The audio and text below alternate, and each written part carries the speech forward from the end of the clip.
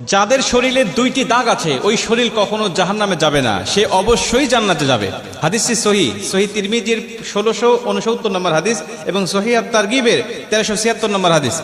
হযরত আবু উমামা রাদিয়াল্লাহু তাআলা আনহু হাদিসটা বর্ণনা করেছেন। রাসূল সাল্লাল্লাহু আলাইহি ওয়াসাল্লাম বলেন, যাদের শরীরে দুইটা দাগ আছে এবং যাদের শরীর থেকে 2 ফোঁটা তরল পদার্থ নির্গত হয় ওই শরীর কখনো জাহান্নামে যাবে না, সে অবশ্যই জান্নাতে যাবে এবং আল্লাহ পাকের কাছে এই শরীরটা সবচেয়ে প্রিয় শরীর। রাসূল সাল্লাল্লাহু আলাইহি ওয়াসাল্লাম বলেন, 1 নম্বর দাগ হলো যে ব্যক্তি জিহাদের ময়দানে আল্লাহকে খুশি করার জন্য, আল্লাহর দ্বীন কায়েম করার জন্য অথবা আল্লাহর সন্তুষ্টির জন্য যে ব্যক্তি বাতিলের মোকাবেলা করতে গিয়ে শত্রু পক্ষের আঘাতে তার শরীরে ছোট্ট একটা দাগও যদি বসে যায়, এই দাগটা কিয়ামতের ময়দানে সুপারিশ করে বা এই দাগটা থাকার কারণে কিয়ামতের ময়দানে আল্লাহ পাক তাকে জান্নাতে দিয়ে দিবে। নবীজি সাল্লাল্লাহু আলাইহি ওয়াসাল্লাম বলেন, 2 নম্বরে ফরজ ইবাদত সমূহের কোন একটি দাগ যদি তার শরীরে দেখা যায়, যেমন নামাজ পড়তে পড়তে সেজদা দিতে দিতে কপালে তার